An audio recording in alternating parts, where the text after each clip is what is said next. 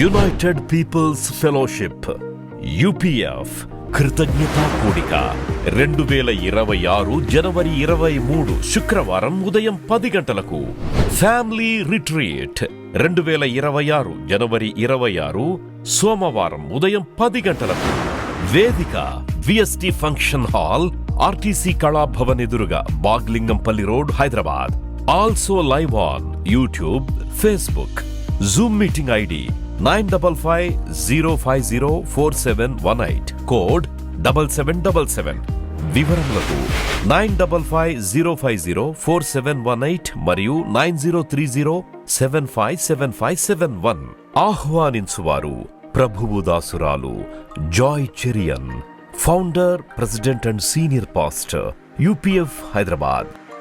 ఉపవాస ప్రార్థన గురించి 40 ప్రసంగాల శీర్షికలో 30 ప్రసంగాలు అయిపోయింది. ఈరోజు మరి ఒక ప్రసంగంతో 31 అవుతుంది. మరి అనేక కోణాల నుండి ఉపవాస ప్రార్థన గురించి మీరు సందేశాలు విన్నారు. ఈరోజు ఉపవాస ప్రార్థన, వ్యక్తిగతంగా ఉపవసించి ప్రార్థన చేయడం అనే అంశం మీద మాట్లాడబోతున్నాను. అంటే ఇండివిజువల్ ప్రేయర్, అంటే ఒక్కరు నిలబడి కుటుంబంలో ఉపవసించి ప్రార్థన చేయడం కూడా దీవెనకరమే.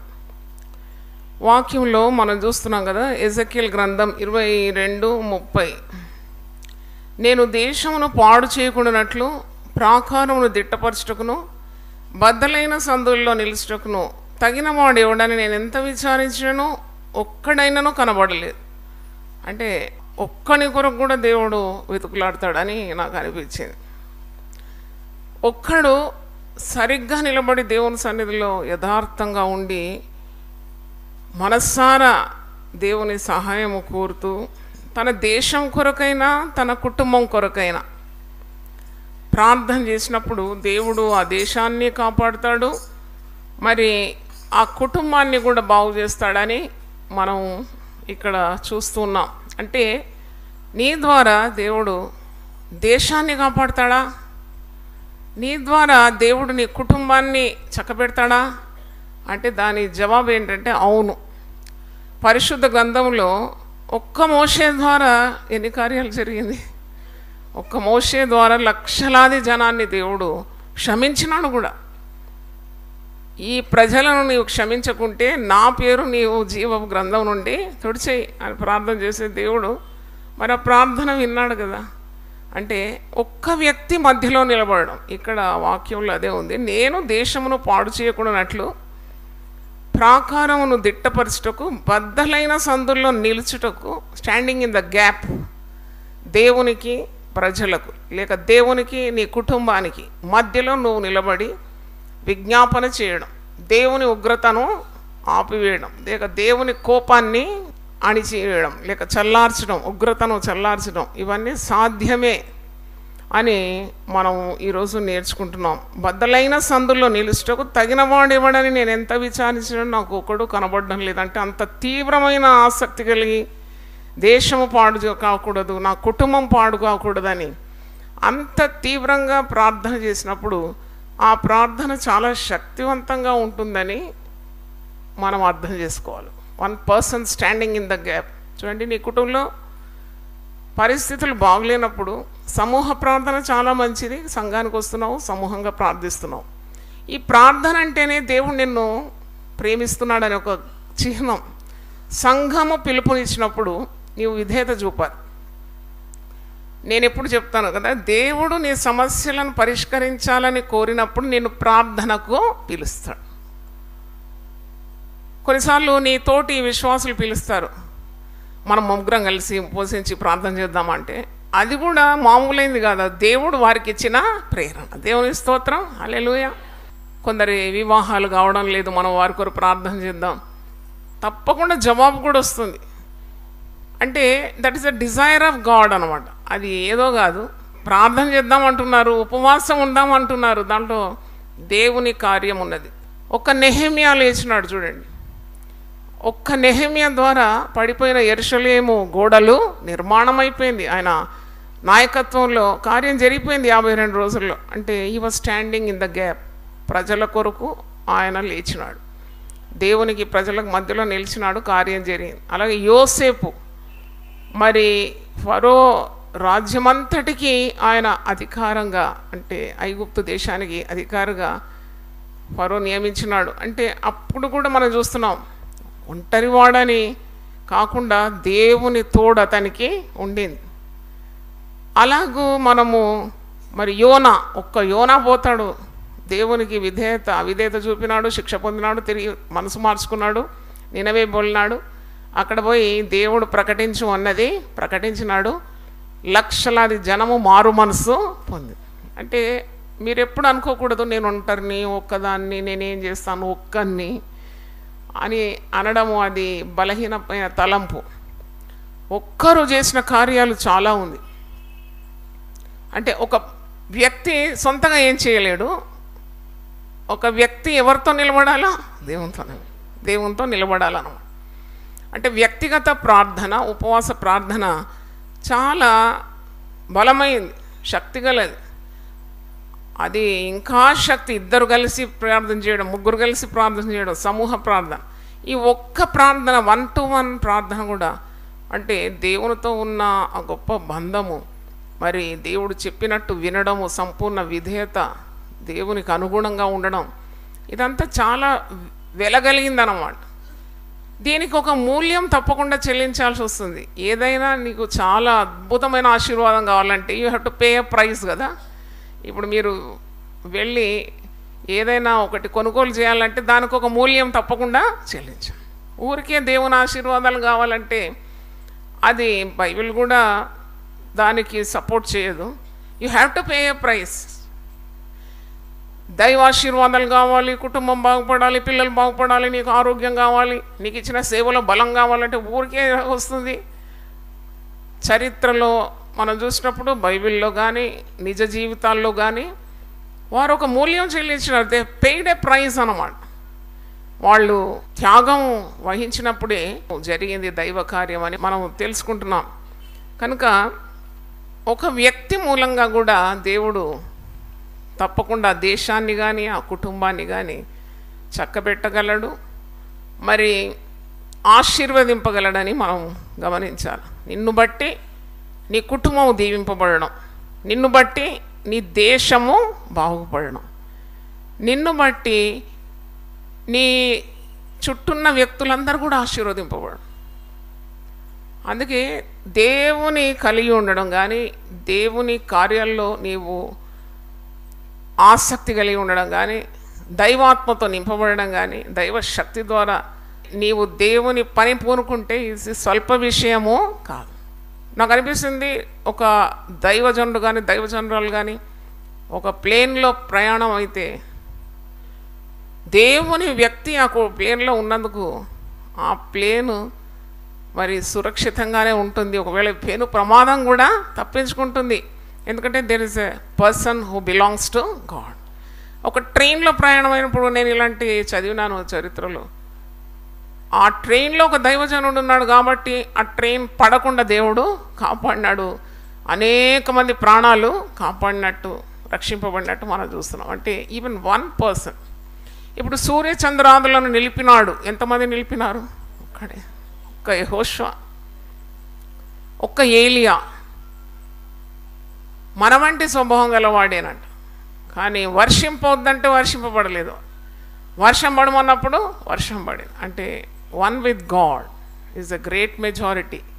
One person standing rightly far God can do mighty miracles. ఈరోజు ఆ కనువిప్పు మరి నాకు వాక్యం చదువుతుంటే దేవుడు అనుగ్రహించినాడు.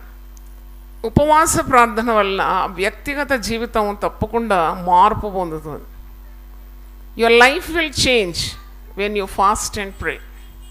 Your relationship with the family will change when you fast and pray. అంటే the power of fasting is such that you can create an impact on the society, impact on the church, impact on the people surrounding you. అంటే నీ చుట్టూన్న వ్యక్తులకు ఆ ప్రభావము, నీ కుటుంబంలో ఆ ప్రభావము, మరి నీ సంఘంలో కూడా నీ ద్వారా ఆ ప్రభావం తప్పకుండా కనబడుతుంది. దేశంలో కూడా ఆ కార్యము, అంటే నువ్వు దేనికైతే ప్రార్థన చేస్తున్నావో తప్పకుండా దేవుడు సహాయం చేస్తాడు. చూడండి, తెగుళ్ళు ఆగిపోతుందంట. రెండవ సమూయేలు గ్రంథం చూడండి. మహమ్మారి, జబ్బులు, తెగుళ్ళు, ఒక్క వ్యక్తి నిలబడి ప్రార్థన చేసినప్పుడు దేవుడు కనికరించి తెగులును ఆపేస్తాడు. 2 సమూయేలు గ్రంథం 24 ఆఖరి వచనం 25వ వచనం చూడండి. 2 Samuel 24th chapter 25th verse. అక్కడ దావీదు యెహోవా నామమున ఒక బలిపీఠం కట్టించి దహన బలును సమాధాన బలును అర్పించెను. యెహోవా దేశము కొరకు చేయబడిన విజ్ఞాపనలను ఆలకింపగా ఆ తెగులు ఆగి ఇశ్రాయేలును విడిచి పోయింది. హల్లెలూయా. స్వైన్ ఫ్లూ అని, డెంగ్యూ వ్యాధితో వందలాది మంది చనిపోతున్నారంట. ఇలాంటివి జరుగుతున్నప్పుడు మనం చూసి ఊరుకోకుండా దేవుని ప్రజలుగా తప్పకుండా ఆ తెగులును బంధించడానికి కూడా అధికారం దేవుడు ఇస్తాడు. నీ ప్రార్థన స్వచ్ఛమైందైతే, సత్యంతో కూడిందైతే తెగుళ్ళు కూడా ఆరిపోతుంది. ఇక్కడ ఆ తెగులు, మహా తెగులు ఆగిపోయింది. దావీదు ప్రార్థన చేసినప్పుడు ఆయన బలిపీఠం కట్టి దేవునికి మొరపెట్టినాడు. అప్పుడు మహా గొప్ప తెగులు ఆగిపోయిందని వాక్యంలో చూస్తున్నాము. 2 సమూయేలు 24 చివరి వచనం. దావీదు యెహోవా నామమున ఒక బలిపీఠము కట్టించి దహన బలును సమాధాన బలును అర్పించెను. యెహోవా దేశము కొరకు చేయబడిన విజ్ఞాపనలను ఆలకింపగా ఆ తెగులు ఆగి ఇశ్రాయేలును విడిచిపోయింది. హల్లెలూయా. అందుకే నీవు ఒంటరిగా ఉన్నా, కొందరు అంటారు మేము ఒక్కరమే రక్షింపబడినాము, మరి ఇంకా మా ఇంట్లో ఎవరు రక్షణ పొందలేదు. ఈ సాకులేమి దేవుని దగ్గర ఏం పనికిరాదు. అంటే ఇట్స్ జస్ట్ అన్ ఎక్స్క్యూజ్ అంతే. నేను ఎప్పుడు చెప్తాను కదా, అగ్ని రాజుకోవడానికి, అంటే అగ్ని అంటుకోవడానికి చిన్న నిప్పు చాలు కదా. చిన్న నిప్పు గొప్ప అడవిని ఏం చేస్తుంది? తగలబట్టేస్తుంది అంతే. దేవుని స్తోత్రం. ఒక వ్యక్తి దేవుని కొరకు నిలబడితే తప్పకుండా మంచి ప్రభావం వారి పిల్లల మీద, వారి భర్త మీద, భార్య, వారి కుటుంబం మీద దట్ ఇన్ఫ్లుయెన్స్ ఉంటుంది అన్నమాట. ఇన్ఫ్లుయెన్స్ ఉంటుంది. ఇప్పుడు ఒక బల్బు వెలుగుతుందంటే దాని కిరణాలు పోకుండా ఉంటుందా? తప్పకుండా కిరణాలు ఉంటుంది. అంటే ఆ ప్రభావం, ఆ ఇన్ఫ్లుయెన్స్, దట్ ఇంపాక్ట్ తప్పకుండా నీ కుటుంబం మీద రావాల్సిందే. కాబట్టి ఉపవసించి ప్రార్థన చేసినప్పుడు దేవుని శక్తి పనిలో దిగుతుందన్నమాట. God starts working when you fast and pray. అంటే ఇది అణుశక్తిని మించిన శక్తి. ప్రార్థనా శక్తి కానీ, ఉపవాస శక్తి కానీ, ఇట్స్ ఏ పవర్ఫుల్ ఇన్స్ట్రుమెంట్ అనమాట. చాలా గొప్ప యుద్ధోపకరణం కదా.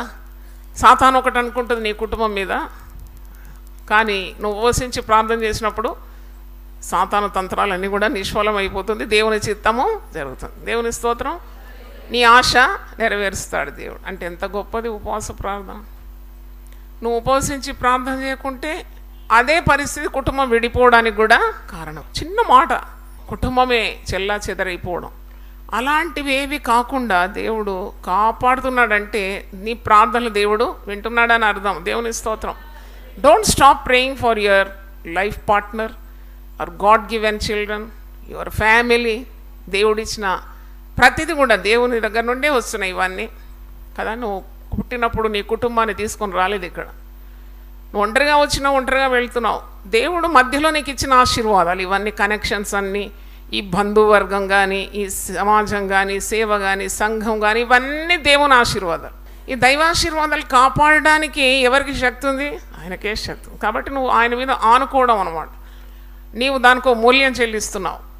నువ్వు ఆహారమును కొద్దిగా తక్కువ చేసుకొని దేవునికి సమీపంగా ఉండాలని, ఎక్కువగా ప్రార్థనలో గడపాలని, దేవునికి విధేయత చూపాలని, నీకు కాని కార్యాలు దేవుడు చేస్తాడనే విశ్వాసంతో దేవుని మీద నమ్మకం పెట్టుకుంటూ ప్రార్థన చేస్తున్నావు. అట్టి ప్రార్థనలు ఎప్పుడు కూడా నిష్ఫలం కానే కాదు. దేవుని స్తోత్రం. ఎక్కడైనా ఉపవాస ప్రార్థన జరిగింది అంటే పరిశుద్ధ గ్రంథంలో కానీ, నిజ జీవితాల్లో కానీ, చరిత్రలో కానీ ఉపవాసం వ్యర్థంగా పోలేదు. ఉపవాసము గొప్ప ఫలాలను ఇచ్చింది. ఉపవాసం ద్వారా దేవుని శక్తి విడుదల అయింది. God's power comes when you fast and ప్రే.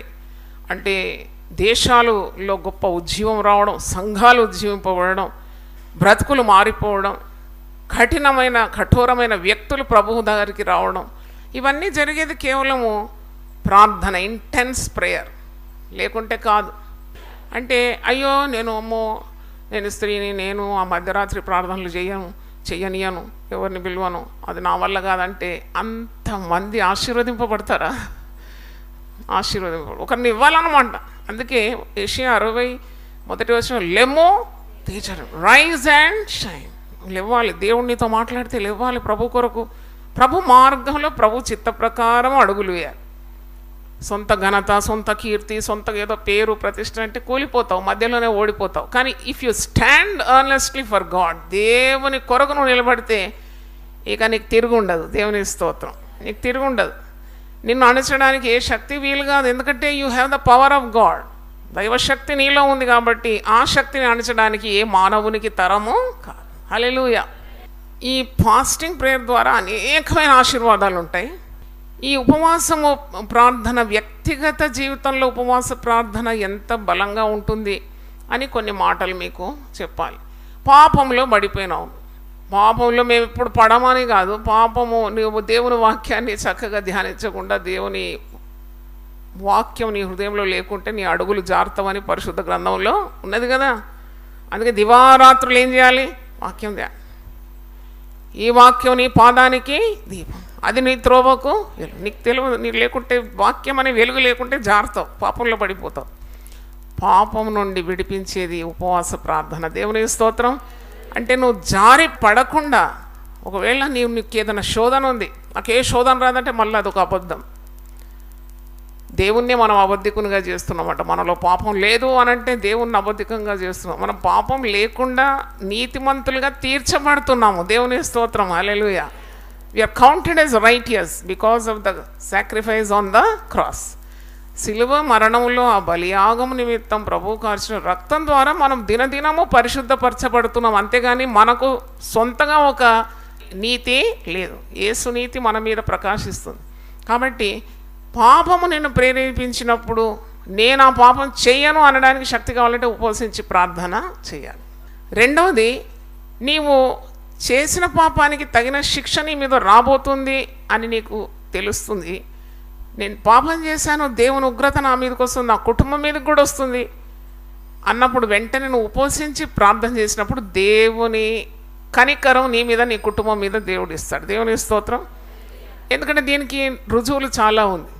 ప్రజలు పశ్చాత్తాపమైన హృదయంతో దేవుని సన్నిధిలో ప్రార్థించినప్పుడు దేవుని కోపము చల్లారిందాడు. హల్లెలూయా. చేయనుద్దేశించిన కీడు చేయక మానిపోయినాడు. హల్లెలూయా. మూడోది చూసినప్పుడు కుటుంబంలో అందరూ పరిశుద్ధులుగా ఏమి ఉండరు. కొన్నిసార్లు కనబడుతుంది, మేము మా ఇంటి వారం మేము యెహోవాను సేవించదాం అని బొమ్మలు కలిపి పెడుతుంటారు. దాంట్లో ఉన్న సమస్యలు దేవుడు ఎరుగు. అవన్నీ మీరేం నమ్మనవసరం లేదు, వారి కొరకు ప్రార్థన చేయాలి. అందుకే పరిశుద్ధుల కొరకు మీరేం చేయాలి? ప్రార్థన చేయాలి. ఆ కుటుంబంలో ఎవరో ఉంటారు ఎదురు తిరిగేవారు, పిల్లల్లో ఉంటారు, లేకుంటే పార్ట్నర్స్లో ఉంటారు. అలాగో సర్వసాధారణ అది, అదేం వింత కాదు, కొత్త కాదు. కుటుంబంలో ఎవరైనా ఒకరు పాపంలో ఉంటే తప్పకుండా ఒక్కరు దేవునికి దగ్గరైపోయి వారి కొరకు విజ్ఞాపన చేయాలి. ఉపవాస ప్రార్థన ద్వారా సాతాను ఓడిపోతాడు, ఆ బిడ్డకు విడుదల కలుగుతుంది. దేవుని స్తోత్రం.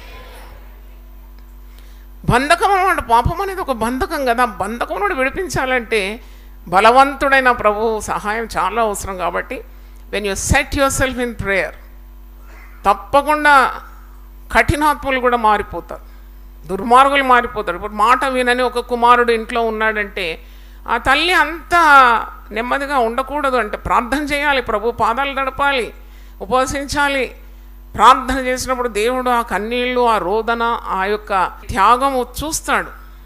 దేవుని కన్నులు ఎప్పుడు కూడా తన ప్రజల మీదనే ఉంటుంది. నీతిమంతుల మీద ఆయన కన్నులు ఉంటుంది, వారి మొరలకు ఆయన చెవులు ఒగ్గి ఉంటుంది. కాబట్టి ఆ వ్యక్తి మారడం చూస్తాం. భక్తుల చరిత్ర చదివినప్పుడు ప్రతి భక్తుని వెనక ప్రార్థించే సంఘమన్నా ఉండింది, ప్రార్థించే తల్లి అన్న, ప్రార్థించిన తండ్రి అన్న, కొందరు సహోదరులు ప్రార్థన చేస్తారు, వారి ప్రార్థన దేవుడు వింటాడు. కనుక కుటుంబంలో అలాంటి వ్యక్తులు ఉన్నప్పుడు తప్పకుండా ఉపవసించి ప్రార్థన చేయడం చాలా అవసరం. నేను మాట్లాడేది individual fasting prayer, 1-to-1 with God. వ్యక్తిగతంగా ఉపవసించి ప్రార్థన చేయడం. తర్వాత 4వది చూడండి, కొన్నిసార్లు జీవితంలో ఎప్పుడు ఒకేలాగా ఉండం కదా. నిరాశ, నిస్పృహ, కృంగుదల, కొన్నిసార్లు చాలా బాగుంటాం, అంత బాగుంది, మాకేం సమస్య లేదంట. మళ్ళీ మరుక్షణం ఏదో పెద్ద సమస్య వస్తుంది, కృంగిపోతాం, భయం వచ్చేస్తుంది, ఆందోళన వచ్చేస్తుంది, రేపు ఎలాగ ఎదుర్కోవాలి. అట్టి పరిస్థితుల్లో కూడా నువ్వు ఒక్క పూట ఆహారం అన్న మాని దేవుని సన్నిధిలో కూర్చున్నప్పుడు మరుసటి రోజు కార్యాలన్నీ మారిపోతాయి. దేవుని స్తోత్రం. ఈరోజు నువ్వు భయపడేది, అది నువ్వెంత భయపడినావో అది జరగకుండా అయిపోతుంది. దేవుడు దాన్ని తొలగించేస్తాడు అన్నమాట. అంటే నీ కృంగుదల నిన్ను వదిలిపోవాలన్నా, నిరాశ, నిస్పృహ, మరి నీలో ఉన్న ఆందోళన తొలగిపోవాలన్నా కానీ నువ్వు ఆహారం తింటే కాదు. చాలామంది డిప్రెస్డ్ క్యాండిడేట్స్ ఎక్కువ తింటారు. That's one of the symptoms of depression. చాలా డిప్రెషన్ ఉంటే ఇక తింటారు, ఎందుకంటే ఆ డిప్రెషన్ పోవడానికి వాళ్ళకి వేరే మార్గం ఏం లేదో తింటూ ఉంటారు. చాలా లావున్న వ్యక్తులను చూస్తే మీరు అనుకోవాలి వీళ్ళు ఏదో డిప్రెషన్ క్యాండిడేట్స్ అని. ఎందుకంటే నాకు స్వయంగా తెలుసు. నేను సేవ ఆరంభంలో ఒక గృహంలో వెళ్ళినప్పుడు ఒక స్త్రీ మంచం నిండుగున్నది, కదలలేదు ఆమె. ఇంతలో నేను అనుకుంటే ఒక 200 కిలోలు ఉందేమో. ఆమెకు లేవరాదు మంచం నుండి. ఆమె వయసు దాదాపు 30-35 ఉంటుంది. 2 చిన్న పిల్లలు కూడా ఉన్నారు. అయ్యో నీకు ఏమైందా, ఇంత వండుతున్నావు, ఆమె తింటుందంటే మరి ఏం చేయాలో ఆమె అడుగుతుంది. ఆమె ఆకలి అంటది, లేకుంటే అన్ని ఎత్తేస్తుంది, మరి అరుస్తున్నది. అంటే డిప్రెషన్ అన్నారు డాక్టర్. అంటే చూడండి, డిప్రెషన్లో వచ్చినప్పుడు మరి ఉపవాసించి ప్రార్థన చేస్తే నువ్వు గెలుస్తావు, కానీ లేకుంటే ఇలాగ అయిపోతావు కదా. తినడం. నేను పోయి ప్రార్థన చేసి బంధించి మరి చక్కగా మరి వాక్యం అందించినప్పుడు మరి ఆమె మంచి బాగైపోయిన తర్వాత దేవునికి వందనాలు, దేవుని స్తోత్రం. అంటే నువ్వు అధికంగా తినడం ద్వారా నీ సమస్యకు పరిష్కారం కాదు, కానీ తిండి మానడం ద్వారానే దేవుని సన్నిధిలో పరిష్కారము ఉన్నదని అర్థం. 5వ చూసినప్పుడు నీకు శక్తి కావాలి. వాక్యంలో ఉంది కదా, యెషయా 40:31 యెహోవా కొరకు ఎదురు చూచువారు. ఉపవాసం కూడా యెహోవా కొరకు ఎదురుచూడు. వెయిటింగ్ ఆన్ ద లార్డ్ అంటే దేవుని శక్తి కొరకు నువ్వు ఎదురు చూస్తున్నావు అనమాట. You are waiting for God to intervene. దేవుడు దిగాలి నీ కుటుంబంలో, దేవుడు దిగాలి నీ సమస్యలో. దిగుతాడా దేవుడు అంటే? తప్పకుండా దిగుతాడు. గగనము చీల్చుకొని నేను మీ మధ్యకు దిగి వస్తాను, గచ్చ పొదలన్నిటిని నేను ఏం చేస్తాను, కాల్చేస్తాను. మరి దేవుడు అబద్ధం ఆడతాడా? కాబట్టి నీ సేవలో బలం కావాలన్నా, నీ కుటుంబంలో సమాధానం నీకు కావాలన్నా, ఆర్థిక ఇబ్బందులున్నా, అలాగే పిల్లలు కొన్నిసార్లు మాట వినరు, భార్యాభర్తల మధ్యలో సమాధానం ఉండదు. పిల్లలు బాగా తినిపిస్తారు కదా, చికెను మటను అవి తినరా వాడు తిని బలిసి తల్లిదండ్రుల మీదకి ఎగబడుతున్నాడంటే మరి నువ్వు ప్రార్థన చాలా అవసరం. నీ సొంత తెలివితో తినిపించినావు, తిని కండబలం వచ్చిన తర్వాత వాడు తల్లిని కొడతాడు, తండ్రిని కొడతాడు. ఇది ఎందుకు జరుగుతుంది? అక్కడ ప్రార్థన కరువు అయింది. కుటుంబంలో ఎవరో ప్రార్థన చేయాలి, ఎవరో మరి అట్టి మూర్ఖ బిడ్డల కొరకు ప్రార్థన చేస్తే దేవుడు తప్పకుండా, ఆ వ్యక్తి అలాగూ ప్రవర్తించకుండా దేవుడు తప్పకుండా సహాయము చేస్తాడు. సేవలో చాలామంది సేవ అంటారు, ఆరంభించడం పెద్ద హంగామాతో ఆరంభిస్తారు, మధ్యలో అలసిపోయి అయిపోయింది సేవ.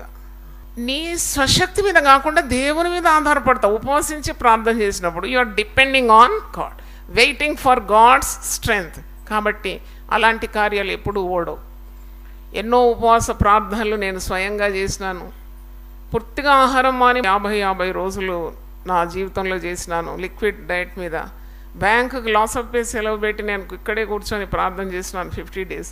అనేక మంది మారు మనసు పొందినారు, సంఘము కట్టబడింది. దేవుని స్తోత్రం అలలే. నేను ఎప్పుడు అనుకోలేదు మరి ఒక సంఘానికి ఒక కాపరిగా అవుతానని, ఈ ఆత్మీయ మరి ప్రయాణంలో నాయకత్వం వహిస్తానని, పురుషులను స్త్రీలను కూడా నడిపించడానికి దేవుడు బలం ఇస్తాడని, గొప్ప సంఘం అనే పేరు వస్తుందని నేను కలలో కూడా ఊహించలేదు. ఉపవసించి ప్రార్థన చేసినప్పుడు దేవుడు ఇచ్చినాడు. దేవుని స్తోత్రం. దేవుడు ఇచ్చింది ఎవడు తీసేస్తాడు? దిట్టమైన చోట మేకు కొట్టినట్టు నిన్ను నేను స్థిరపరుస్తాను. ఎవ్వనికి దమ్ముండదు. దేవుడి ఒక వ్యక్తిని నిలబెట్టినాక ఆ వ్యక్తిని కిందికి లాగడానికి ఏ నరునికి వశము కాదు. ఆయన కార్యం చేస్తే త్రిప్పివేయగలవాడు ఎవడున్నాడు? ఎవడు లేడు. నేను ఆశించనివే నాకు ఇచ్చినాడు దేవుడు, నేను ఎప్పుడు ఆశించలే. అంటే ఉపవసించి ప్రార్థన చేయడము అంతటితోనే సమాప్తం కాదు, దాని ఎఫెక్ట్స్ నీకు లైఫ్ టైంలో ఉంటుందన్నమాట. జీవితాంతము దాని ప్రభావాన్ని నువ్వు చూస్తావు. నిశ్చలమైన నీళ్లలో నువ్వు ఒక గులకరా వేసినావు అనుకో, అంతటితో ఆగుతుందా? ఓ దాని తెప్పలు ఎటుపోతుంది, ఎంత దూరం నీ కనుమేర చూపులో వెళ్ళిపోతుంది. అంటే దాని ఎఫెక్ట్, ఫాస్టింగ్ చేస్తే దాని ఎఫెక్ట్ తరతరాలకు అన్నమాట. అది ఎప్పుడో చేసినాడు మా నాన్నగారు, 6 నెలల ఉపవాస ప్రార్థన చేసినాడు. మత్తయ్య పాస్టర్ కేరళ నుండి హైదరాబాద్ రావాలంటే 6 నెలలు దేవుని చిత్తం కనుక్కోవాలి. ఇది దేవుని వలన కలిగిన కార్యమా, ఇది ఊరికే నేను ఉద్రేకంతో మరి నేను వెళ్తున్నానా, నాకు దేవుని చిత్తం జరగాలని 6 నెలలు ఒక గ్లాస్ గంజి మాత్రం తాగి, ఆయన 19 సంవత్సరాలంట వయసు. అప్పుడు వెళ్ళాలన్నా విశ్వాస జీవితం, భాష రాదు, బంధువులు లేరు, పచ్చని తోట, మరి గార్డెన్ ఆఫ్ ఇండియా అంటారు కేరళ అంటే, అది వదిలేసి సంపన్న స్థితి వదిలేసి పేదరికానికి వెళ్ళిపోవాలా, ఇది దేవుని చిత్తమా అని గమనించడానికి 6 నెలలు ఒక్క గ్లాస్ గంజి మాత్రం తాగి మరేం చనిపోలేదే. అంటే అది ఎవరి శక్తి? అది దేవుని శక్తి, దేవుని స్తోత్రం. అట్టి శక్తి పొంది వచ్చినాడు 1943లో. ఇంతవరకు సేవ ఆగిందా, ఆరిపోయిందా? ఆరిపోలే, సాగిపోతుంది, ప్రబలిపోతుంది, వ్యాపిస్తుంది, విస్తరిస్తుంది. చప్పట్లు కొట్టి దేవునిస్తుంది. అంటే ఉపవాస ప్రార్థన శక్తి. ఒక్క వ్యక్తి నిలబడి మరి ప్రభు కొరకు ప్రకాశిస్తే ఎంత గొప్ప ప్రభావం. How much will be the strength, how much blessing he will enjoy. 6వ చూసినప్పుడు కొన్నిసార్లు మనం ఈ జీవిత ప్రయాణంలో శక్తిహీనులుగా అయిపోతాం. శారీరకమైన బలహీనత రావచ్చు. అంటే నేను అంటాను కదా, ఒక పెన్సిల్ బట్టి రాస్తేనే పెన్సిల్ ఏమవుతుంది, కరిగిపోతుంది కదా. మరి దేవుని సేవలో మరి చేసి చేసి ఎన్ని గంటలు దేవుని సేవ, దీనికి రిటైర్మెంటు లేదు, మరి దీనికి పెన్షను లేదు, దీనికి ప్రావిడెంట్ ఫండ్ లేదు, ఏం లేదు. విశ్వాసంతో చేస్తూ ఉండాలి. అన్ని టెన్షన్స్ భరించాలంటే కొన్నిసార్లు మనము వీక్నెస్ వచ్చినప్పుడు వెంటనే ఉపవాస ప్రార్థనలు దిగితే వెంటనే మనం నూతన బలంతో పైకి ఎగురుతాం అన్నమాట. దేవుని స్తోత్రం. కుటుంబ భారంలో కూడా అలసిపోతారు. పెళ్లి చేసుకున్నప్పుడు ఉన్నంత మురిపే ఉంటుంది 20-30 సంవత్సరాలు అయినాక, నాయన రెక్కలుంటే చాలు ఎగిరిపోదాం ఎక్కడికన్నా అనిపిస్తుంది. అయితే మరి నీకు తిరిగి నీకు రిన్యూవల్ కావాలి కదా. బస్ పాస్ కూడా ఏం చేస్తారండి, రెన్యూ చేయాలి. నీకు రెన్యూవల్ కావాలి అని అంటే తప్పకుండా ఉపవాస ప్రార్థన నీకు నూతన శక్తిని ఇస్తుందని మర్చిపోకూడదు. అలాగే ఆత్మీయ శక్తిని నువ్వు కోల్పోతే నీకు తిరిగి ఆత్మీయ బలాన్ని, నూతన బలాన్ని దేవుడు అనుగ్రహిస్తాడు. కుటుంబంలో కూడా దేవుడు నీకు శక్తినిస్తాడు, ఓర్చుకునే తాళుకునే శక్తిని దేవుడు ఇస్తాడు. ప్రేమ అన్నిటిని ఏం చేస్తాడట, తాళుకుంటాం. అట్టి ప్రేమ కావాలంటే మళ్ళీ ఉపవాసం చేయాలి. నీ ఓపిక నశించినప్పుడు కూడా ఉపవాస ప్రార్థన 6వ కాలం మట్టుకు ఆత్మీయ జీవితంలో కూడా వెనుకంజ వేస్తారు. బ్యాక్ స్లీడన్ అంటారు ఇంగ్లీష్లో. అంటే వాక్యంలో కూడా ప్రకటన గ్రంథం 2వ అధ్యాయంలో ఉంది కదా, నీ మీద నేను తప్పొకటి మోపవలసి ఉన్నది, నీకు మొదట నా మీద ఉన్న ప్రేమ తగ్గిపోయింది. దేవుడు అంటున్నాడు అనమాట. మొదట నీకున్న ప్రేమ, రక్షింపబడినప్పుడు ఎంత ఉత్సాహం, ఎన్ని పాటలు, ఎంత ఎత్తు దుంకి చేసి మళ్ళీ మెల్లమెల్లగా సమస్యలు వచ్చినప్పుడు ఏమైపోయింది, చల్లబడిపోయింది. ఆ చల్లదనం పోవాలంటే కూడా వాక్యము చదవడం ద్వారా, ప్రార్థనా జీవితం ద్వారా, మందిరాన్ని రావడం ద్వారా తిరిగి యూఆర్ గెటింగ్ ఇగ్నైటెడ్. ప్రకటన 3వ అధ్యాయంలో నువ్వు చల్లగా లేవు, నువ్వు వెచ్చగా లేవు. నువ్వు నులివెచ్చగా ఉంటే నేనేం చేస్తాను, నోటి నుండి ఉమ్మివేస్తాను. ఇప్పుడు ఆ మాట మన హృదయంలో ఉండాలి. నువ్వు వేడిగా ఉండాలి. చల్లగా ఉంటే దేవుడు సహించడంట. వేడిగా ఉండాలంటే వారంకు ఒక్కసారి కాదు 2 సార్లైనా మరి ఉపవసించి నువ్వు తినే ఆహారం కంటే దేవుని ఎక్కువగా ప్రేమించడం, అది నీ ఆత్మీయ జీవితానికి మరి ఫ్యూయల్ లాంటిది అనమాట, పెట్రోల్ లాంటిది అనమాట. నేను దేవునికి దగ్గరగా చేరుస్తుంది, నీకు విజయం ఇస్తుంది. దేవుని స్తోత్రం, hallelujah. It keeps you warm, it keeps you hot. మరి ఉపవాస ప్రార్థన వ్యక్తిగతంగా చేయడం ద్వారా ఉన్న మేళ్ళను నేను చెప్తున్నాను. కొందరు ఎన్ని సంవత్సరాలైంది రక్షింపబడినా కానీ వారి ద్వారా ఒక్క ఆత్మ కూడా మరి ప్రభు సన్నిధి, వారి ద్వారా దేవుడు మనల్ని నరమొక్కలుగా నాటినాడు. తన రక్త నీరు మన కొరకు కార్చినాడు. తర్వాత పరిశుద్ధాత్మను మనకు కాపుగా పెట్టినాడంట. మనం ఆయన కొరకు ఏం చేయాలి, ఫలించాలి. ఫలము లేని చెట్టు చూసినప్పుడు యేసయ్య ఏం చేశాడు, శపించి పడేసాడు. కర్స్ట్ అనమాట. అదొక రకమైన శాపం ఫలించకుంటే. నీవు క్రీస్తులో నాటబడి ఉండాలి, ద్రాక్షవల్లి అయిన యేసుకు నీవు ఏం చేయాలి? తీగ లాగా అతనిలో ఉండాలి. నీవు ప్రభు కొరకు ఏం చేయాలి? ఫలించాలి. బహుగా ఫలించడం ద్వారా తండ్రి మహిమపరచబడుతున్నాడు. దేవుని స్తోత్రం, హల్లెలూయా. నీ ద్వారా ఒక్క ఆత్మ కూడా పరలోకానికి రాకుంటే ఎంత సిగ్గు పొందుతావు నువ్వు న్యాయపీఠం ఎదుట నిలబడినప్పుడు. నువ్వు ఎన్ని ఇండ్లు కట్టినావు, నీ బ్యాంకులో ఎంత బ్యాలెన్స్ ఉండింది, ఎంత బంగారం సంపాదించినావు, ఎన్నోమంది పిల్లలు అన్నావు అడగరు అక్కడ. ఎన్ని ఆత్మలను నీవు తీసుకొచ్చినావు. దేవుని స్తోత్రం, హల్లెలూయా.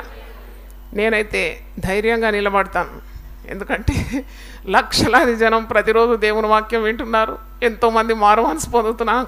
ఎందుకంటే I have the clear conscience that I have not wasted my time. నాకు బ్యాంక్లో ఉన్నప్పుడు కూడా దేవుని సేవ చేశాను. నన్ను పిలిచినప్పటి నుండి, దేవుని ప్రేమ రుచి చూసినప్పటి నుండి ఇతరులకు చాటిస్తూనే వచ్చాను. ఇది ఆగలేదు, నేను ఆపలేను తప్పకుండా. మరి ఎంతోమంది ఈ యునైటెడ్ పీపుల్స్ ఫెలోషిప్ సేవ ద్వారా బలపరచబడుతున్నారు, రక్షణ పొందుతున్నారు, విడిపోయిన కుటుంబాలు కట్టబడింది, రోగం నుండి నివారణ కలిగింది, అపవాది క్రియల చేత బంధింపడానికి విడుదల జరిగింది. మరి ఎంతోమంది రక్షణ మార్గంలో వచ్చినారు. దేవుని కార్యాలు శ్రద్ధగా చేస్తే దేవుడు అలా నిన్ను ఒక వృక్షం వలె మార్చేస్తాడు. దేవుని స్తోత్రం. ఒక కల్పవల్లి అంటారు, ఒక మహావృక్షం. వృక్షం చూడండి, పిచ్చుకలు వచ్చి దాని నీడను ఉంటాయి, ఎంత ఫలం, ఆ ఫలం ఎంత అనేకులకు దీవెనకరం. అలాగ మార్చాలి ప్రభువా, నేను మారాలి అనే ఆశ నీకుంటే నీ వయసుతో పనే లేదు. నన్ను అడిగితే ఇప్పుడేం సేవ చేసేది, అయిపోయింది కదా ఇప్పుడు నేనేం చేస్తాను. కానీ పరిశుద్ధ గ్రంథంలో ఉంది, వారు ముసలితనమందు కూడా సారం కలిగి ఎలా ఉంటారట? పచ్చగా. వాళ్ళు ఇంకా చిగురిస్తారంట. దేవుని సేవ చేయడంలో సాకులే లేవు. నన్ను అడిగితే మోషే 80 సంవత్సరాలు ఉన్నప్పుడు పరిచర్య ఆరంభించినాడు. నాకు ఇంకా టైమే రాలేదు, నేను ఇంకా ఐఎమ్ సో యంగ్. ఇంకా పరిచర్య ఆయన 80 సంవత్సరాలకు ఆరంభించాడు. నేను ఆరంభించి 26 సంవత్సరాలు, నాకు 80 సంవత్సరాలు లేదు. అంటే నేనే నయం అనిపిస్తుంది నాకు.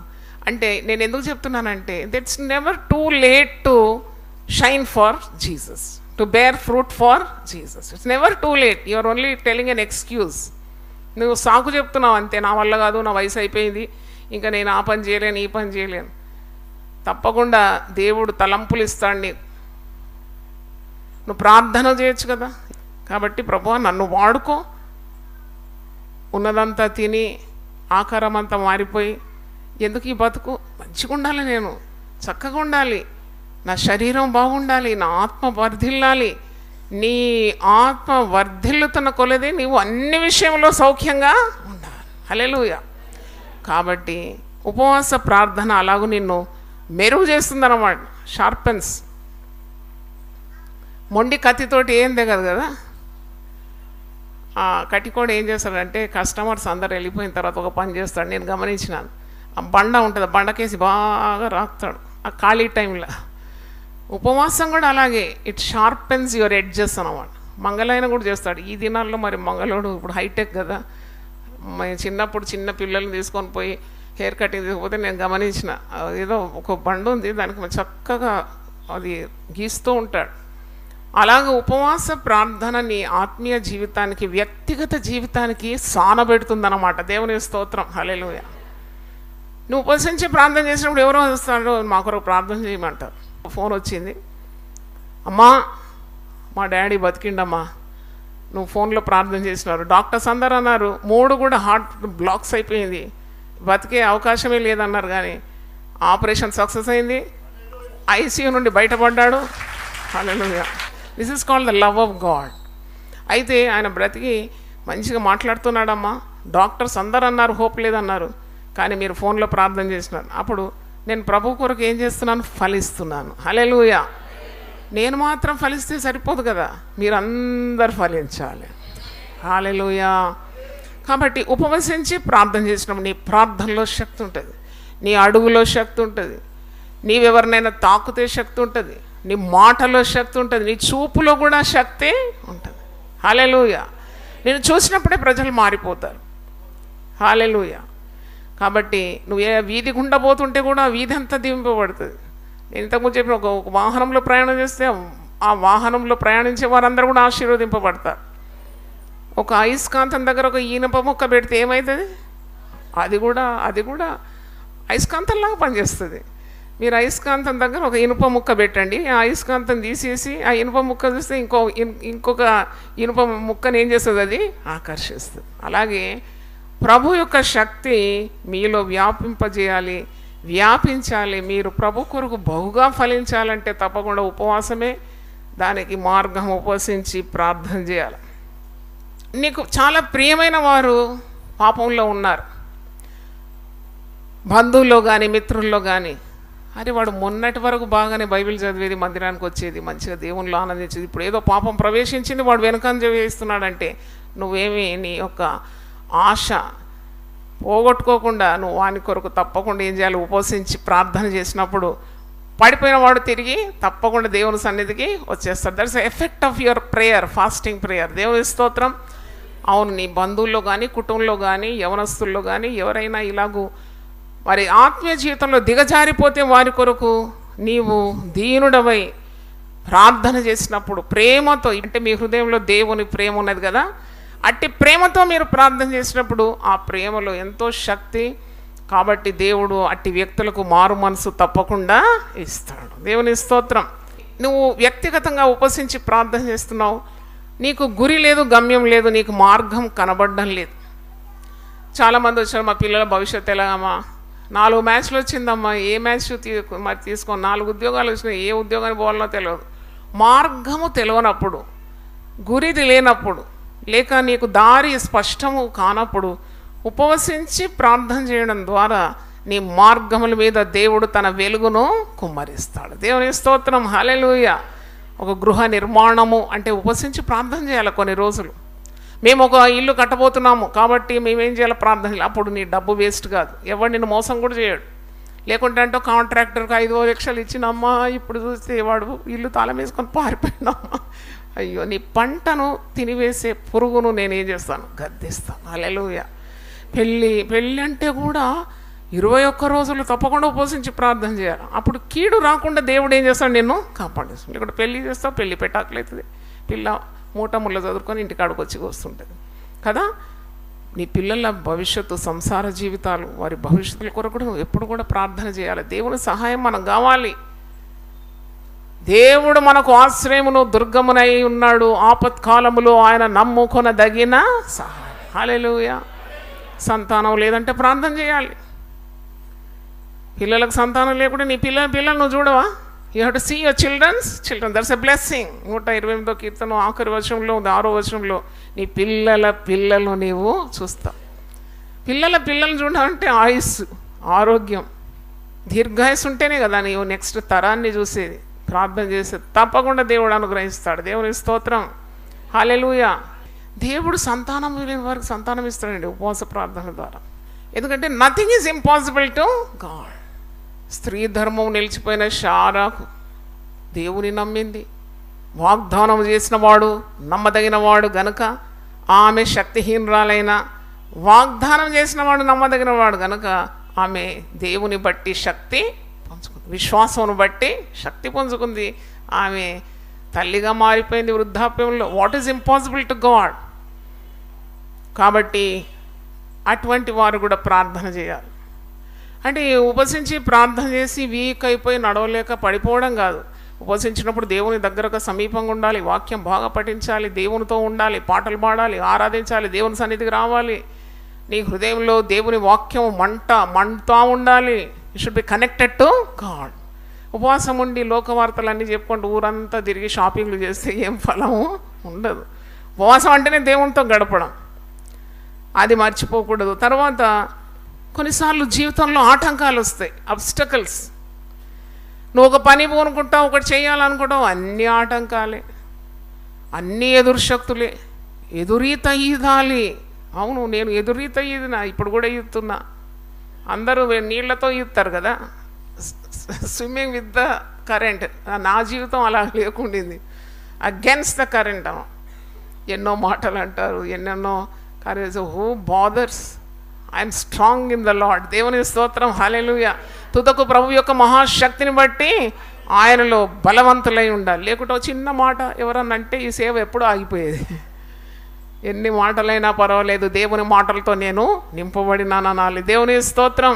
అంటే సేవలో వచ్చే ఆటంకాలు, అడ్డులన్నీ కూడా అలాగే తొలగిపోతుంది అన్నమాట. నీ ఉపవాస ప్రార్థన చేసి శక్తిమంతురాలుగా ఉండగలుగుతావు. మరి మూయబడిన ద్వారాలు కూడా నిన్ను చూసి ఏమవుతుంది, అవి తెరుచుకుంటాయి. నువ్వు ప్రతి విషయంలో కూడా దేవుని చిత్తము స్పష్టంగా తెలుసుకోవాలంటే you have to fast and ప్రే. లేకుంటే తప్పుడు అడుగు చేస్తావు. జీవితంలో తప్పుడు నీ అడుగులు తప్పిపోతాయి అన్నమాట. నువ్వు ఏదో సరి అనుకుంటావు, తప్పు చేసేస్తావు. కాబట్టి perfect will of God, to know the perfect will of God you have to fast and pray. God will reveal his will to you. ఓ పెళ్లి సంబంధం వచ్చింది నీ కుమార్తెకు. అమ్మ ఎన్ని రోజుల నుండి ఒక్క సంబంధం కూడా రాలేదు, వచ్చిన సంబంధం ఎందుకు వదులుకోవాలి, టప్పున పెళ్లి చేసినావు అనుకో, చాలా ప్రమాదం. ఎవరిని సంప్రదించలేదు, కాపరికి తెలియజేయలేదు, సొంత నిర్ణయం తీసుకున్నావు, ప్రార్థన చేయలేదు, ఉపవాసం చేయలేదు. You have rushed in to A proposal that becomes a very great failure. కాబట్టి నేను ఇంతకుముందు చెప్పాను కదా, ఘన కార్యాలు చేయాలంటే ఒక ఇల్లు కట్టడం, పెళ్ళి చూపులు, లేక ఒక ఉద్యోగంలో ప్రవేశించడం, ఇవన్నీ చాలా పెద్ద కార్యాలు కదా. అప్పుడు దేవుని చిత్తమును తెలుసుకోవడం చాలా అవసరం. దేవుని చిత్తము స్పష్టమయ్యేది ఉపవసించి ప్రార్థన చేసే వారికి. దేవుని స్తోత్రం. దేవుడు అందుకంటాడు, నేను జరగబో కార్యాన్ని నా స్నేహితుడైన అబ్రహాముకు నేను దాచెదనా. బా, దేవునికి స్నేహితుడైనాడట అబ్రహాము దేవుని నమ్మెను, అది అతనికి నీతిగా ఎంచబడెను, మరియు అతడు దేవునికి స్నేహితుడైపోయాడు. నీకు కొన్నిసార్లు అనిపిస్తుంది, నాకు కూడా ఆ వరం ఉంటే బాగుండు, పాటల వరం. ఎంత బాగా పాడుతున్నారు కదా, గొంతులో తేనె ఉందేమో వీళ్ళకి అనుకుంటావు. అంతకంటే బాగా పాడుతావు నువ్వు ఉపవసించి ప్రార్థన చేస్తే. దేవుని స్తోత్రం. హల్లెలూయా. నిన్న చెప్పాలంటే నాకు అసలు ఒక్క పాట కూడా రాకపోయేది. మా ఇంట్లో నేనే చాలా గట్టిదానా అన్నమాట. అందరూ పాడేది ఇట్లా చప్పట్లు కొట్టి. అప్పుడు నేను అలా ఇట్లా చూసేది. కానీ దేవుడు నన్ను పాడేటట్టు చేసేసినాడు. దేవుడు గొప్ప దేవుడు. ప్రార్థనకు జవాబిస్తాడు. తల్లిదండ్రుల ప్రార్థన. దేవుడు రాగం ఇస్తాడు, తాళం ఇస్తాడు. నాకు ఎవరు నేర్పించాడు కంజరా? ఇది ఉపవాస ప్రార్థన ద్వారా పొందుకున్నాను నేను ఇది. దేవుని స్తోత్రం. హల్లెలూయా. కొందరు అంటారు, అమ్మ ఎట్లా నేర్స్తారమ్మా, ఎట్లా కొడతారు, మాకు మేము కూడా ట్రై చేస్తే ఇట్ట కొడుతున్నాం కానీ తాళం వస్తలేదు. అది దేవుడు తాళము, రాగము, పల్లవి ఇవన్నీ నీకు ఇస్తాడు. దేవుని స్తోత్రం. హల్లెలూయా. గొంతు అసలు నీదేనా అని అనుకుంటారు జనాలు, అంతగా దేవుడు ఆశీర్వదిస్తాడు. వాక్యం చెప్పారా, నేను వాక్యం ఇస్తాడు, వరం వాక్శక్తి ఇస్తాడు. దేవుని స్తోత్రం. ఏమో తెలుగు నా మాతృభాషన, మరి ఎవరిచ్చిందండి? దేవుడే ఇచ్చినాడు కదా. వాక్యము, మర్మాలు, గూఢమైన సంగతులు ప్రజలకు అందించడానికి నిన్ను దేవుడు వాడుకుంటాడు. దేవుని స్తోత్రం. దేవుడు ఒకరికి ఇచ్చి ఇంకొకరికి ఇవ్వకుండా ఉండడు. వాళ్ళు ఎక్కువ వెతికినారు అంతే, వాళ్ళు ఎక్కువ దేవునికి దగ్గరైనారు అంతేగాని నువ్వు కొద్దిగా దూరం ఉన్నావు, దగ్గర నీకు అంతకంటే ఎక్కువగా ఇచ్చేస్తాడు. దేవుని స్తోత్రం. ఆత్మీయ వరములతో నిన్ను అభిషేకిస్తాడు. హల్లెలూయా. మరి ఏం వరములు దాచిపెట్టుకుంటాడా దేవుడు? దాచిపెట్టుకొని ఏం చేస్తాడు? నీకు ఇవ్వడానికే కదా వరాలు. వరములను అత్యాసక్తితో అపేక్షించాలని. వాక్యం, ప్రవచన వరం, వాక్యం విషదంగా చెప్పడం, మరి మంచి స్వరం కొరకు కూడా అడగాలి. దేవుణ్ణి అడిగినాను, దేవా మంచి జ్ఞాపక శక్తి నాకు. ఆ ఏనుగుకి ఇచ్చిన ఏమన్నా లాభం? అది ఆ ఏనుగుకి ఇంత జ్ఞాపకం. మోస్ట్ మెమరీ కంటైన్ చేసేది యానిమల్స్లో ఎలిఫెంట్. నేను ఎలిఫెంట్ మెమరీ అంతకంటే ఎక్కువ నాకు కావాలి, ఎందుకంటే నాకు వాక్యాలన్నీ గుర్తుండాలి. నేను ఇంకా వృద్ధాప్యంలోకి వెళ్ళినప్పుడు చిన్నతనంలో ఉండే జ్ఞాపక శక్తి కంటే ఇంకా పదునైంది కావాలి. ఎందుకో ఎవరు నాకు కీడు చేసినారు వాళ్ళని గుర్తుపెట్టుకోవడానికి కాదు, దేవుని వాక్యము గుర్తుపెట్టుకోవడం. దేవుని స్తోత్రం. ఆయన పేరిట నువ్వు ఏది అడిగినా కానీ దాన్ని ఇస్తాడు కదా. పాటలు పాడడం, వాయిద్యాలు వాయించడం, వాక్యం చెప్పడం, నీ ద్వారా ఇతరులకు స్వస్థత రావడం, నీ అభిషేకం ఇతరులకు కూడా ప్రవహించడం, ఇవన్నీ కూడా సాధ్యమే. ఉపవసించి నీవు ప్రార్థన చేసి అపేక్షించుకోవాలి, అప్లై చేయాలి దేవుని దగ్గర. ఏదైనా ఉద్యోగం కావాలంటే నువ్వు అప్లై చేసినావా అని అడుగుతారు కదా. నువ్వు అప్లై చేసినావా? లోన్ కావాలంటే నాకు లోన్ కావాలి అని చేతులు కట్టుకుంటూ అవుతుందా?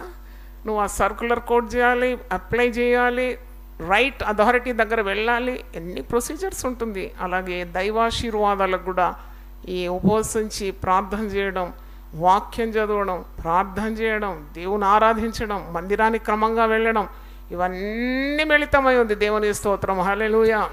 దేవుని వాక్యం నీకు అర్థం కానప్పుడు నువ్వు తప్పకుండా ఉపవసించి ప్రార్థన చేసినప్పుడు నీ మనోనేత్రములను దేవుడు ఏం చేస్తాడు? వెలిగిస్తాడు. దేవుని స్తోత్రం. ఈ యుగ సంబంధమైన దేవత నీ కన్నులకు కొన్ని ఆశీర్వాదాలు, కొన్ని గూఢమైన భావాలు కనబడకుండా నిన్ను అదేం చేస్తుందంట? గుడితనం కలిగజేస్తుందట. కానీ గుడితనం తొలగిపోవాలి. ఆత్మీయ గుడితనం అంటే తప్పకుండా ఉపవసించి ప్రార్థన చేసినప్పుడు నీ కన్నులు తెరవబడుతుంది. హాగరు కన్నులను తెరిచిన దేవుడు కన్నులు తెరవకముందు ఆమెకు లబో లబో ఏడుస్తుంది, ఎలుగెత్తి ఏడ్చిందట, నీళ్లు లేదని. ఆమె కన్నులు తెరవబడినప్పుడు ఆమె కంటి ముందే ఏముంది? ఊట, నీళ్ల ఊట. కాబట్టి మనోనేత్రములు తెరవడంటే కూడా, ప్రత్యక్షతలు నీకు కావాలంటే కూడా, వాక్యం సరిగా అర్థం చేసుకోవాలంటే, గూఢమైన భావంతో కూడిన మర్మాలు నీకు అర్థం కావాలంటే కూడా నువ్వు ఉపవసించి ప్రార్థన చేసినప్పుడు నీ కన్నులను దేవుడు తెరుస్తాడు. దేవుడు హృదయాన్ని కూడా తెరుస్తాడు. లుదియ హృదయం ఏమైందట? తెరవబడింది. దేవుని స్తోత్రం.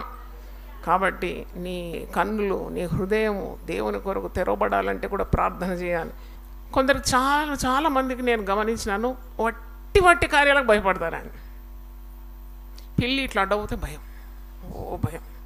ఎవరో నిమ్మకాయ చూస్తే భయం. నిమ్మకాయ దేవుని సృష్టి కదా, పిల్లి కూడా దేవుని సృష్టి, నువ్వు కూడా దేవుని సృష్టి. ఎందుకు భయపడతావు? సృష్టిని చూస్తే ఎందుకు భయం? ఏం భయపడే అవసరం లేదు. ధైర్యంగా ఉండాలి. ధైర్యం లేకుండా మనం ఏం సాధించలేము. లోకంలో, కుటుంబంలో రాణించలేము, సమాజంలో లేదు, మందిరంలో లేదు, ఎక్కడ లేదు. చెప్పని బ్రతుకు. ఎందుకా బ్రతుకు కదా? మనం రోషం కలిగి దేవుని కొరకు ప్రకాశించాలి. దేవుని స్తోత్రం. అంటే you should be so dynamic అనమాట. Bubbling with energy, bubbling with courage. నీ ద్వారా అనేకులు దీవింపబడాలి కదా. కాబట్టి నీలో పిరికితనం ఉండకూడదు. అది దేవుని చిత్తం కాదు. పిరికితనం, అన్నిటి భయం.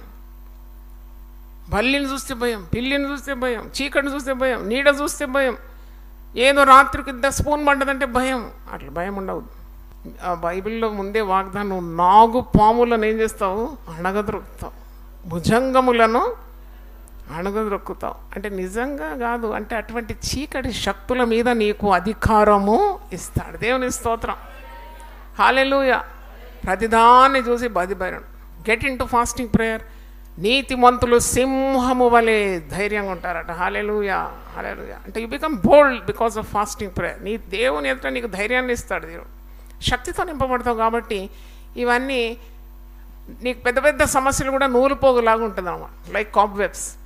నువ్వు ఉపవసించి ప్రార్థన చేయకుంటే ఆ నూలుపోగులే నీకు పెద్ద బీమ్స్ లాగా కనబడుతుంది అన్నమాట. హల్లెలూయా. అంటే God will help you in such a manner that you can tackle any problem. ఏ సమస్య అయినా నీవు పరిష్కరించడానికి కావలసిన శక్తిని దేవుడు నీకు అనుగ్రహిస్తాడు. దేవుని స్తోత్రం. యేసు ప్రభు కొరకు నువ్వు శ్రమలు పడాలంటే కూడా నువ్వు ఉపవాసించి ప్రార్థన చేయాలి. హల్లెలూయా. 3 పూటలు తిండి టైట్గా తిని పీక దాకా తినుకుంటా బేవరిస్తే, నీవు ఎవడన్నా వచ్చి నేను బెదిరిస్తే ఓమో అని గట్టిగా అరుస్తావు. లేకుండా ఉపవాసం శక్తి ద్వారా పర్వాలే చంపేస్తావా? అయినా నేను యేసుని ఎరగనని మాత్రం నేను చెప్పాను. Kill me if you want. నేనైతే ప్రభు కొరకే బ్రతుకుతాను, ప్రభు కొరకే నేను చనిపోతాను అని చెప్పేంత ధైర్యం కావాలంటే ఇప్పుడే ట్రైనింగ్ కావాలి. దేవుని స్తోత్రం, హల్లెలూయా. లేకుంటే పారిపోతావు పిరికి పందవాలి. అంటే సమస్యలను ఎదుర్కోవడానికి, to face the problems that is coming on the way.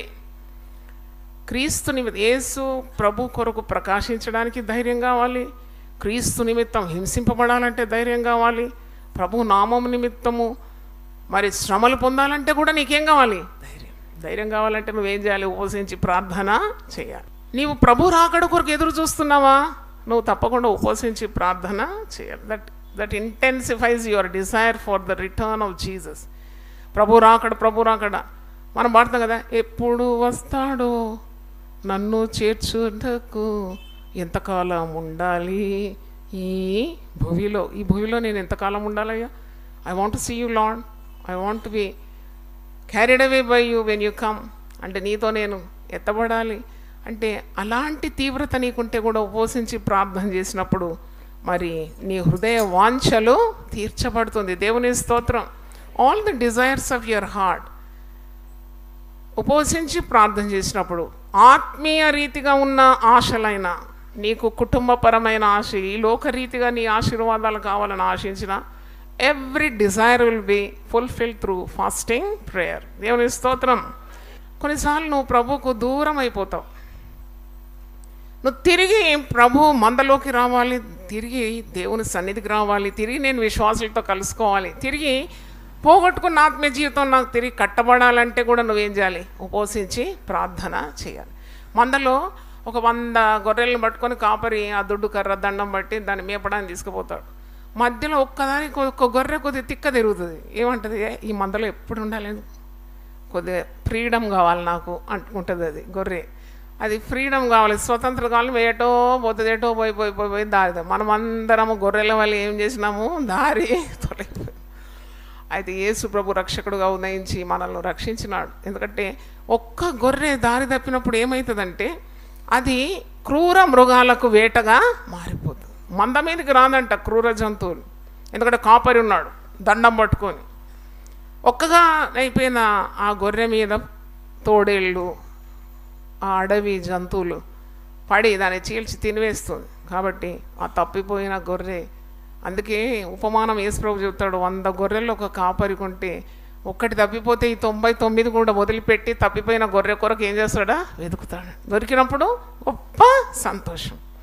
అలాగే తప్పిపోయిన గొర్రెలు, నీవు దారి తొలగిపోయి దేవునికి దూరమైనప్పుడు తిరిగి మందలోకి చేర్చబడాలంటే కూడా ఉపవసించి ప్రార్థన చేసినప్పుడు ప్రభు ప్రేమతో నిన్ను తిరిగి తన మందలో చేర్చుకుంటాడు. సామర్థ్యం కావాలండి, అన్నిటికీ సామర్థ్యం కావాలి. ఇంటి పనులు చేయాలన్నా సామర్థ్యం కావాలి, ఉద్యోగం చేయాలన్నా సామర్థ్యం కావాలి. స్కిల్ అంటారు ఇంగ్లీష్లో. సామర్థ్యం అది సొంతగా వచ్చేది కాదు, అది నువ్వు దేవుని అడిగి పొందుకోవాలి. దేవుని స్తోత్రం.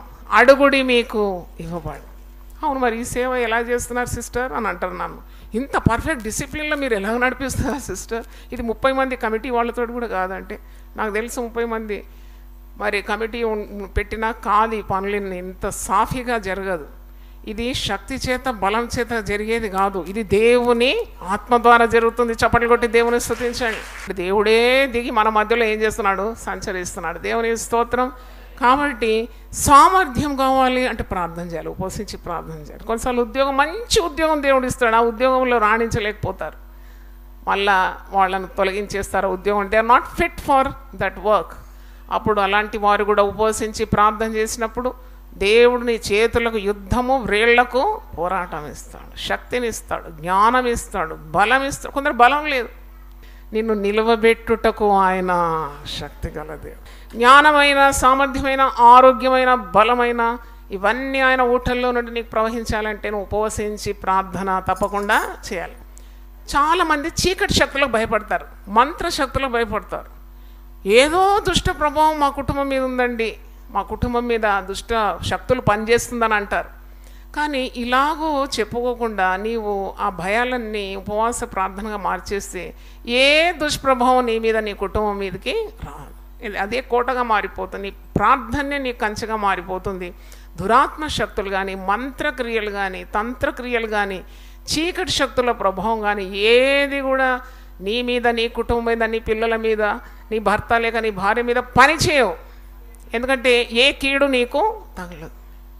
నీకు విరోధముగా రూపింపబడిన ఏ విధ ఆయుధమో చప్పట్లు కొట్టి దేవుని స్తుతిద్దాం. అందుకే ఊరికే లబోదీపం మొత్తుకుండా ఎవడో చేసిండు, ఆడు చేసిండు, ఈమె చేసిండు అట్టి అనకుండా గమ్మనకి set into fasting prayer, individual fasting prayer శక్తి గురించి నేను చెప్తున్నాను. ఎవరైనా చేస్తున్నారు, ఏమో చేస్తున్నారని మీకు అనుమానం ఉంటే తప్పకుండా మీరు ఉపవసించి ప్రార్థన చేసినప్పుడు ఆ యొక్క చీకటి శక్తులు పటాపంచలైపోతుంది. దేవుని స్తోత్రం. వాడు తవ్వుకున్న గుంటలో వాడే పడిపోతాడు. ఎన్నో శోధనలు, ఎన్నో బాధలు నీకు ఎదురైనప్పుడు అపజయము పొందే అవకాశం తప్పకుండా ఉంటుంది. అన్ని పరీక్షల్లో గెలవలేరు కదా, కానీ సాతాను పెట్టే శోధనైనా, దేవుడు పెట్టే పరీక్షలైనా ఏదైనా నువ్వు గెలవడానికి తప్పకుండా ఉపవాస ప్రార్థన చాలా అవసరం. ఓడిపోతామని అనుకున్నప్పుడు పరిస్థితులు నిన్ను భయపెట్టినప్పుడు నువ్వేం చేయాలి? Set into fasting prayer. నేనైతే తినలేదు, నేను నాన్ వెజ్ ముట్టుకోలేదు. నా బిడ్డ దగ్గర నుండి, నా కొడుకు దగ్గర నుండి మంచి వార్త నేను వినాలి.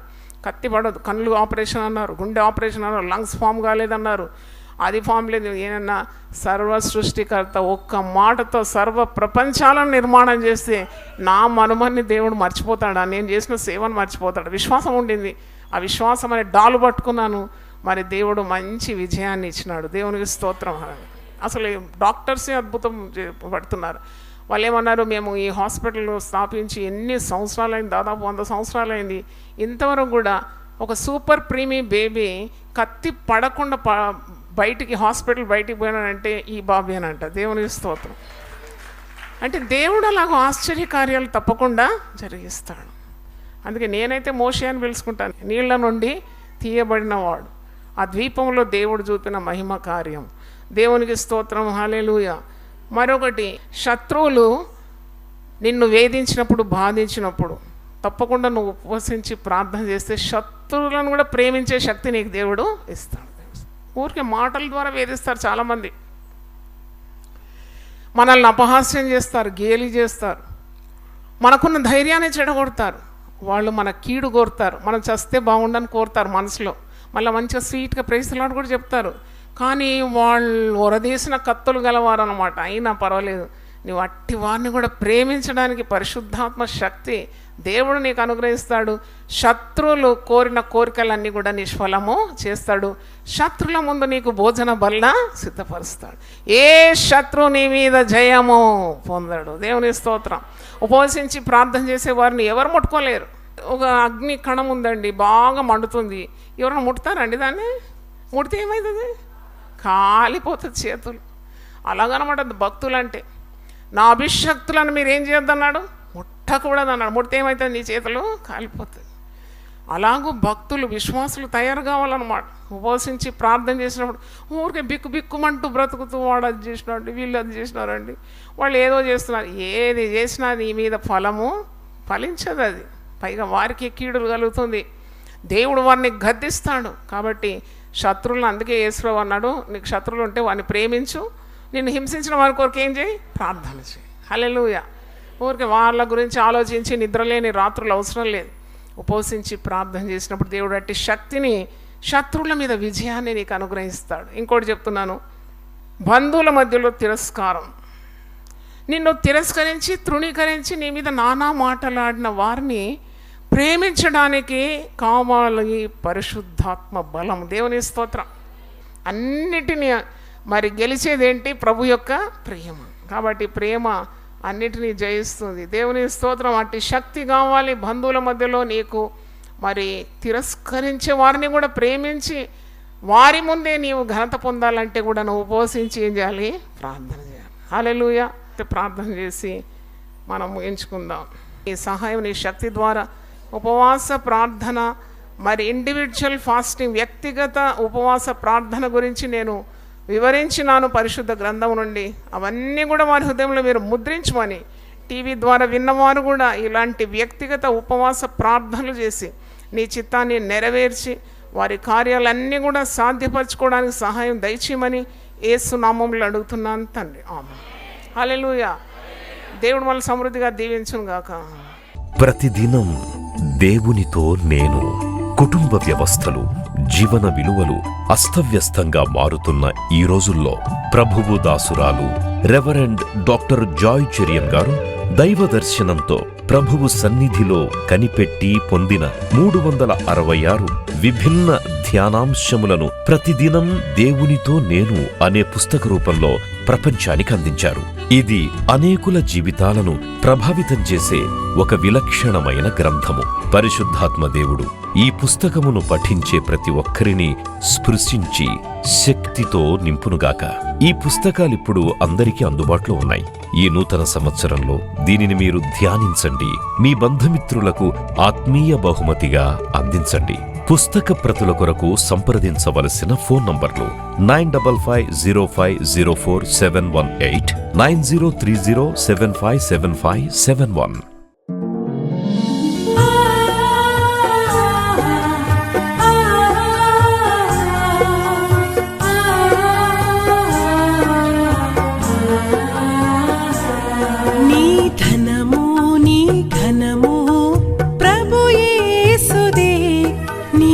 దశమా భాగమునీయ వెనుదీతువా. నీ ధనము నీ ఘనము ప్రభు యేసుదే, నీ దశమా భాగమునీయ వెనుదీతువా. ధరలోన ధనధాన్యములనీయగా కరుణించి కాపాడి రక్షింపగా. ధరలోన ధనధాన్యములనీయగా కరుణించి కాపాడి రక్షింపగా. పరలోకనాదుండు నీకీయగా మరి యేసు కొరకీయ వెనుదీతువా. పరలోకనాథుండు నీకీయగా మరి యేసు కొరకీయ వెనుదీతువా. నీ ధనము నీ ఘనము ప్రభు యేసుదే, నీ దశమా భాగమునీయ వెనుదీతువా. పాడి పంటలు ప్రభువు నీకీయగా కూడు గుట్టలు నీకు దయచేయగా. పాడి పంటలు ప్రభు నీకీయగా కూడు గుట్టలు నీకు దయచేయగా. వీడంగ ప్రభు యేసు నామంబును గడువేల ప్రభుకీయను క్రైస్తవా. వేడంగ ప్రభు యేసు నామంబును గడువేల ప్రభుకీయను క్రైస్తవా. నీ ధనము నీ ఘనము ప్రభు యేసుదే, నీ దశ